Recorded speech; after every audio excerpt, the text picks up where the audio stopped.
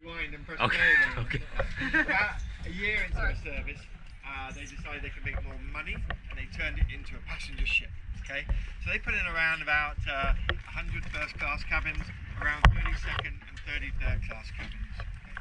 Has everyone seen the movie Titanic? Yes. Yeah. Everybody? Cool. I have not seen it. You haven't? Yeah. All right. Well, what I'm about to say now will mean nothing to you, but I've seen parts of it, like in clips, but. Basically, I'm now going to talk a little bit about the crew and the passengers. All right. So the crew back in those days, guys, you weren't hired if you revealed on your application that you could swim. Okay. Two main reasons for this. Firstly, okay, the owners of the vessel, the Royal Mail steam packet, they thought that the vessels were much more valuable than the life of a crew. Vessel can't be replaced, but the crew can. Okay. So that was one reason. And then the second reason, probably the more likely reason too, is that they were worried that the crew that could swim would abandon ship at the hour of need, when they would, crewmen who couldn't swim would then do everything they could to keep the vessel afloat. Alright, so that was the deal then. You weren't hired if you could swim, whereas nowadays it's the other way around. You're hired if you can swim and not hired if you can't swim. Okay. Alright, now the passengers, I was mentioning about Titanic. So you had the two sort of groups the Titanic focused on. That's the Kate Winslet's family, okay? So Brits would call them the aristocrats, the rich and the famous. They wanted to show off their wealth, okay? And the sort of dresses that they would be in, certainly around on deck, okay, would be a nice big heavy dress, and they would have lead weights on the bottom of their dresses to stop them getting blown around on the deck and showing their undergarments, okay? The gentlemen would wear thick woolen suits, okay? Not like the cotton suits that you guys might wear at work today, or any sort of social event that you might be attending, like a wedding or whatever, okay? So woolen obviously absorbs the water, so that's the point I'm making. When they fell overboard and stuff, they had no way of swimming and stuff, because they were just purely sinking to the bottom of that. Alright? And then you had your Leonardo DiCaprio sort of people, and he would pretty much be wearing all the gear that you could afford on him. Alright, so they would wear pretty much everything. And also, just give you an idea of their cabins, because obviously the first class cabin was very top notch, well decorated and well stocked and stuff, whereas the second and third was bare minimums. Actually, in the movie, you remember when he was hanging out with his Irish immigrant, he was in rows and rows of bunk beds. Okay, they fit in as many bunk beds as a kid down a corridor, and that's pretty much what the second and third class cabin was. Okay. Alrighty, I am now going to move on to the actual story. Okay, so about 2 years into her service, this was a Tuesday, the 29th of October, 1867. Okay, the RMS Rhone had already crossed the Atlantic. Okay, which was now only taking, as I mentioned earlier, weeks. Okay, rather than months.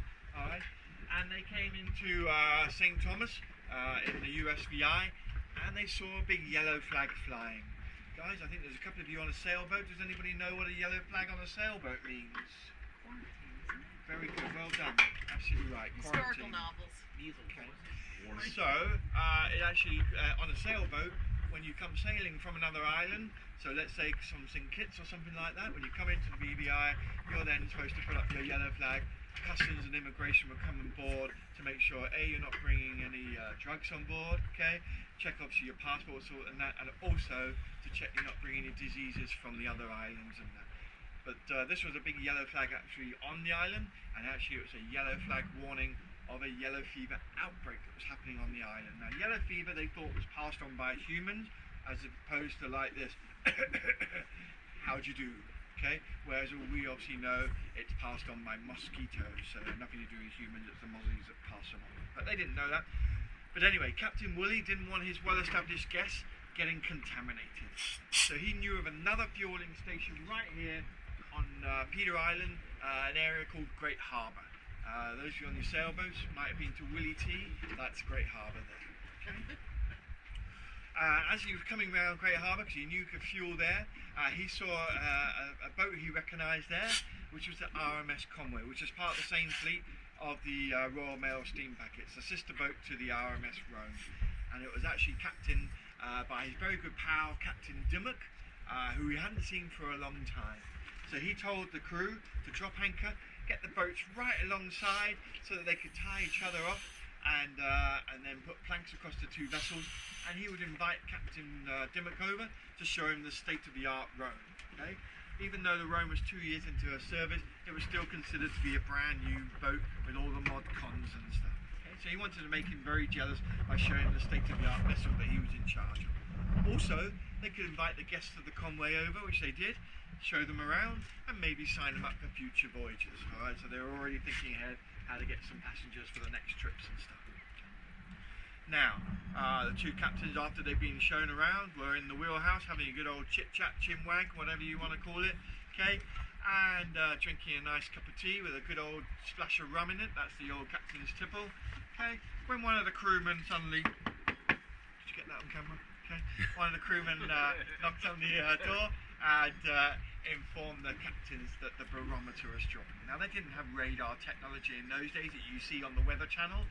You know, you've got your green for rain, your yellow for severe thunderstorms, and your red for, sorry, your yellow for thunderstorms, you've got your blues and your purples for snow and rain and ice. Okay. So they had to rely on the barometer reading. It's a mercury reading, and it measures the barometer. So any time that the isobars are under 1,000, it means there's usually a low pressure system forming. The captains also got their logbooks out and checked their previous histories, okay? And the hurricane season in those days was considered to be much shorter, from the month of June to the month of September, whereas we obviously know today it's usually the month of June to the month of November, okay? Alright, so they just said, okay, what day are we? We 29th of October, okay? That's end of season, so it's just an early winter storm coming down from the US. However, just to be on the absolute safe side, I do have spare air on my side as well. Very good. Okay. However, just to be on the safe side, okay, we're going to fire up the engines and put a couple of crew on the bow to keep an eye on the anchors to make sure it's not dragging towards land. So they went about their business. The firemen fired up the engines, okay, and they had a couple of crew on the bow to keep an eye. But you could definitely tell after a few hours the northerly winds was definitely gaining in strength. Okay, and actually about 3 or 4 hours in, the crewmen suddenly did inform the captains that they were dragging. The anchors were dragging, and the captains could visibly see, after having made their markers on land, could see that they were physically moving towards land. Okay. So they said, okay, we need to pull up anchor, make way, because we're going to head over to Beef Island, where we can find shelter there from this northerly wind that's definitely gaining in strength. However, they wanted to wait until the winds had calmed down a bit before they did press on. Okay? But to be on the safe side, okay, and speed things up, they told the guests of the convoy that were wandering around, stay on the Rhone. Okay? A, you're on a boat that's unsinkable. Okay? Yeah, I know.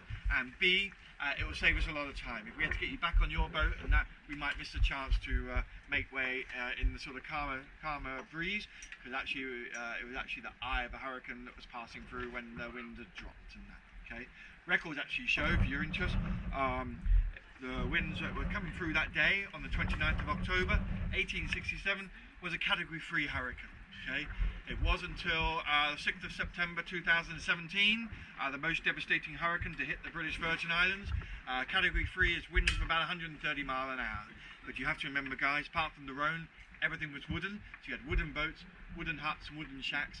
So 130 mile an hour winds pretty much obliterated the BVI back in those days. Okay, yeah, we've been taken over now with Hurricane Irma, which you've probably all heard about, and some of you experienced if you're in the Florida area and that. And that was 185 mile an hour winds with 220 mile an hour gusts, Category 5 hurricane. Okay, so it started around about 9 o'clock in the morning and didn't finish till 5 o'clock in the evening. So it's a full working day hurricane. I was just grateful it happened during the day and not during the night. Okay. Alrighty, so the break in the storm did come, and the captains gave the instructions to pull up anchor and start making way. Alright, but by this time the convoy had no problems. Okay, pulled up anchor, made way, and by the time they were getting towards Beef, the wind had actually shifted and was now coming out of the south. Okay, this is the southern part right here.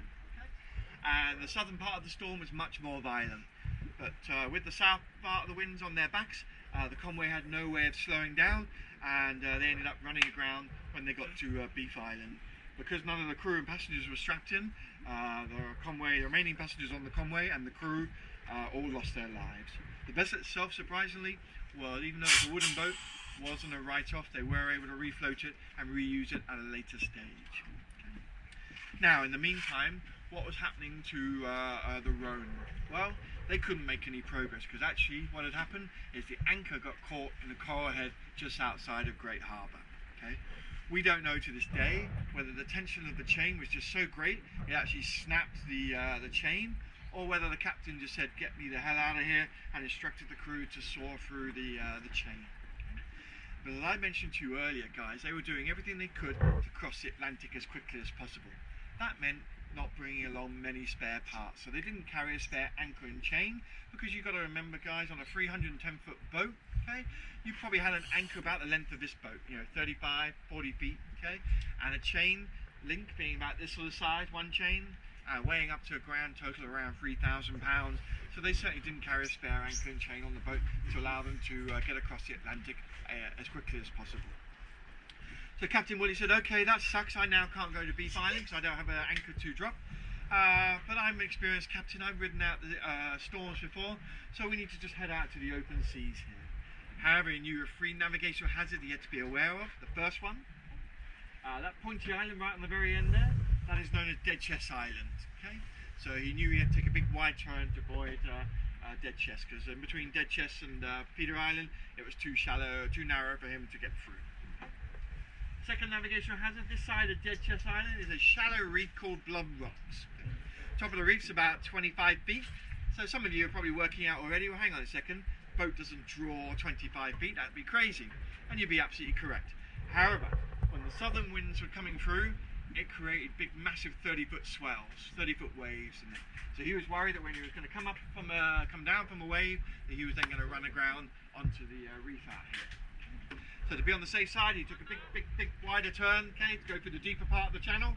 Okay, and that meant the third thing he had to be worried about, be concerned about, make sure he wasn't avoiding, was this island right here, at Salt Island. Alright, so what was happening to the passengers and crew at this time? Well, as I mentioned to you earlier, the crew couldn't swim, or allegedly lied on their application and said they couldn't swim, but most of them really couldn't swim. Okay, so they wanted to make sure that all the alleyways and corridors were clear of passengers. You couldn't have them milling around. They were now doing everything they could to keep the vessel afloat.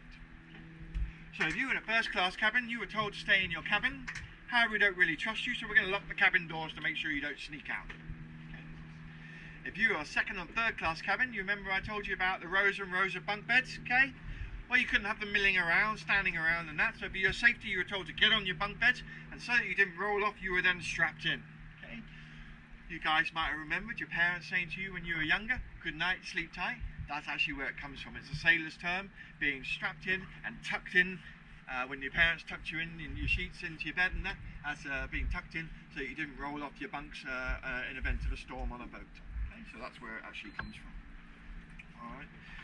Okay, so 8 or 9 hours in, okay, we are pressing on, and as I mentioned, the southerly part of the storm was much more violent, 30-foot waves, visibility less than 100 feet, so the captain now couldn't see the front of the vessel or the back.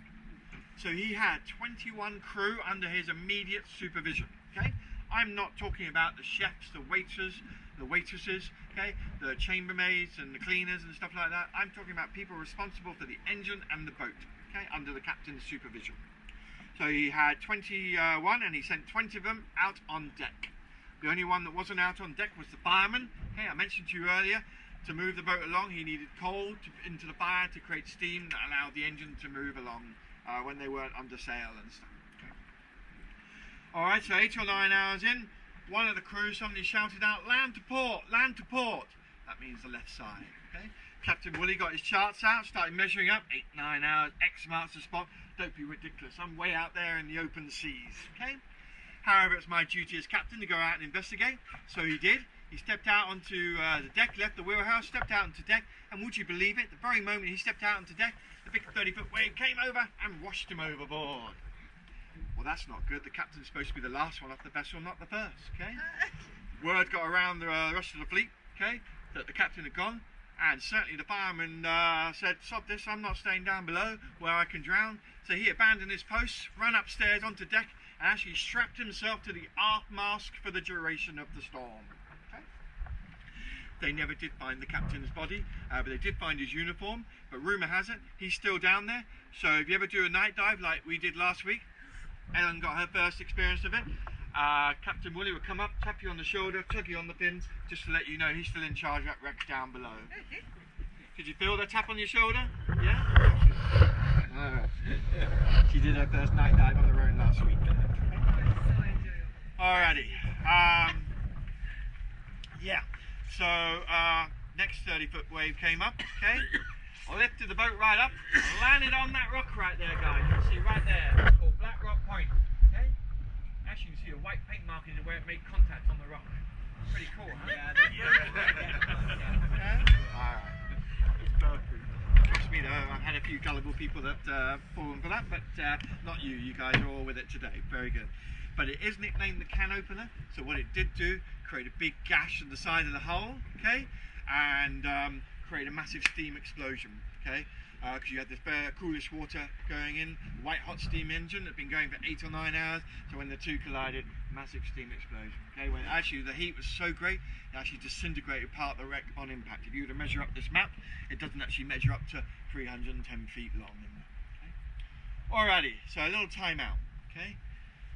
I told you the captain's gone, so not including the captain, but out of the 21 crew, how many do you think survived? One? Anybody else? Few. Say? 20. 20? Okay. 5. So I had 1 and I got 20. Anybody else? 5. 5? 21. Okay. You're very close. All 21 survived. What? You told me they couldn't swim.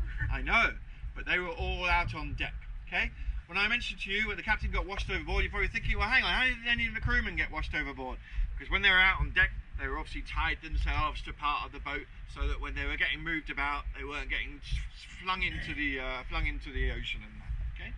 But when the explosion happened, they let go of that and then jumped into the water, regardless of whether they could swim or not. They were all on deck, the ones that were under the captain's supervision, all on deck. So most of them clung on to bits of debris, didn't have far to go, okay? Salt Island washed ashore there, not very far. But rescue didn't happen until in the morning, because it happened overnight and they didn't have torches and that. But you did found 2 or 3 of the crewmen drifting towards Beef Island, okay, when they were rescued. And would you believe it? The fireman still was strapped to the aft mast. When rescue came the following morning, they literally had to pry his fingers off the mast to get him to let go. And I thought he was the only one that survived, but I didn't realize all 21 survived. However, how many passengers do you think survived? None. Few. None? 1. Anybody else? 1. 1 is correct. Okay, I knew one was that's where you got you somewhere, mixed that's up right. from. Yes, he was an Italian gentleman. Okay, he was in cabin number 26. We've seen the manifest, so we know that's where he was. We think what had happened is when the captain was on the bullhorn, okay, telling everybody to get on their beds, he didn't understand very good English, so he thought the captain was telling him to put on his life jacket. So he was the only one wearing a life jacket. Also, being an Italian gentleman living in weather like this in the Mediterranean, he probably was a bit of a swimmer. So when he got sucked out of his first-class cabin, he was then able to swim to the surface and swim onto shore not very far, where he was obviously rescued in the following morning. Okay. Just to let you know that unfortunately we don't have the official death toll, okay, because we had guests of the Conway that never made it back to their boat. So we've got a figure, I'm afraid, of anything from 150 to 300 people lost their lives. Okay. Alrighty, so the following morning, when the sun rise, the Salt Island miners came down from the hillsides because they obviously heard the big explosion during the night, but couldn't do anything about rescuing them, so they waited till sunup. And you've got to imagine they saw mass carnage, okay? Bodies washing up ashore, debris and stuff. They actually did a really good job, okay? They gathered up all the bodies and actually had a burial site behind this hill right here on the other side, okay? Which was there for about 3 months or so before the British Navy organised a couple of vessels to come down and pick up the bodies and take them back to Southampton, okay? If you ever visit Southampton, there's a cemetery just outside the port, okay? And you will see the bodies there all buried and an obelisk commemorating those who lost their lives and the captain and the Rhone, Okay, so that's where they are now. But up until Irma, you could still see the shallow grave because it had a circle of rocks around it marking the shallow grave and 2 palm trees representing the foremast and the aftmast. But sadly, Irma eroded that side of the hill, so you can't now see it, unfortunately. But thank you, Salt Islanders, for doing such a great job at the time. Now, all the belongings started getting washed up ashore too, okay? They had the guests, especially the rich aristocrat guests, had all their finest jewellery, their finest clothes, okay? Silk gowns and stuff. The ladies wanted to press the captain, get on the head table and stuff, and they obviously wanted to show off their wealth, so they were wearing their diamonds, rubies, sapphire, gold and stuff like that, okay? So all that started getting washed up ashore. So Islanders gathered it all up and had a look at it, and you think, hey, happy days, look at it, yeah? No. They believed in the spirit of the dead called the Moko Jumbies, okay? Which basically means you cannot take belongings of the dead without their permission. And since the only one that survived was the Italian gentleman, and he said, no, I'm taking my belongings back to Italy with me, okay? So they wanted absolutely nothing to do with the rest of the belongings. So what they did is they boxed it all up, back in those mahogany chests, wooden chests and crates and that they were all in, okay? And they waited for the next British fleet to come through the channel. Sure enough, they saw the big British flag, started waving. The British fleet came through here now, obviously quite regularly, because a lot of the word got around the whole fleet, and they wanted to see what sort of carnage was left behind. So he had the captain out on his little telescope and that, and saw this waving going on the island. So he was very intrigued. He told the crew to drop anchor, lower the rowing boats, and they rowed into shore. The dialogue went something along this lines. What's up? Where are you heading? Back to England. Oh, brilliant. Would you mind taking all this belongings back to the only person the Salt Islanders knew back in England was Her Majesty Queen Victoria, so they marked it all for the attention of the Queen. Would you mind taking all this belongings back to the Queen? Consider it an honour, not a problem. We would be very happy to. So they gathered it all up, sailed back to England, and sure enough, 4 or 5 months later, the Queen's advisor informed Her Majesty, Ma'am, because that's how you address Her Majesty, you won't believe it, but the belongings of the dead had been returned. And she was touched. She said, wow, these savages... She said, wow? Yes, wow, yes. These savages here have a heart of gold. Why did she call them savages? Because she thought they were either slaves, okay, crooks, or pirates. No good people used to live in the Caribbean back in those days. Nowadays, obviously, everybody's good. But in those days, if you were bad, you were sent to the Caribbean as part of your punishment and that. So she said, wow, these savages here have a heart of gold. How can I reward them? So her advisor said, well, Ma'am, you know that salt is actually in short supply, okay? And the island actually does have a mountain of salt. They have various salt pods. So she said, okay, this is what I'm going to do. I am so touched by your good nature and your generosity. You are never going to have to pay me tax ever again.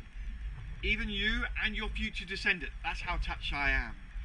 However, what I do require from you, every year you ought to go to your little salt pods and that, scrape me up a pound's worth, that's like half a kilo's worth, okay, pound's worth of salt, and have that shipped to me, and that would be deemed to be your tax for the year.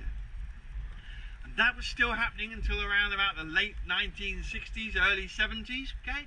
The last descendant from Salt Island, a gentleman named Hard Hat Harry, left Salt Island because he couldn't find any Wi-Fi signal, no Starbucks, no McDonald's, okay, but more importantly, no fresh water. He got bored of having to boil his water, salt water, to get, to cook, to clean himself with and that. So he then moved over to Tortola, where he carried on his life there, okay. So nobody lives now on Salt Island and that, okay. Alrighty, I got 2 little side stories to finish off with. Okay, so moving on to the 1970s, you still had part of the wreck sticking up at Black Rock Point over there, okay? The BVI government thought it was a navigational hazard and a bit of a eyesore. Tourism was picking up. Jacques Cousteau, the godfather of scuba, used to do a lot of diving here in the early 70s. So whoever was getting around, this was a place to come and check out, okay? Also, we started having the first sort of cruise ships coming through, okay? So, they wanted the wreck to be removed. So they had the US Army from St. Thomas, but the army had to go to Beef Island first to pick up the dynamite, and any dynamite they didn't use at the end of the day had to go back to Beef Island before they returned to St. Thomas. What I think happened though is on a beautiful day like today, They also bought a couple of cases of beer with them, a couple of bottles of rum, sat around drinking and getting very intoxicated, okay? And came up with a plan. Why don't we use all the dynamite? That way we can go straight from here back to St. Thomas and make it in time for happy hour. What a great idea, they said. So that's exactly what they did. This is the arc mask. They put the dynamite around the bottom of the arc mask, lit the fuse, and would you believe it, the explosion was so great, blew the arc mask out of the water. You'll actually see it on the second dive. One end of the arc mask is completely flattened. It's been that squashed. Okay. Also, the power of the explosion was so great it opened up the stern of the wreck, which is actually kind of cool because you can now see things like the prop shaft, the gearbox, the cogs and stuff like that. So thanks US Army for doing a good job. Cool. I want to finish the story with one last thing. Okay, I'm just going to take a quick sip if you don't mind. So, excuse me.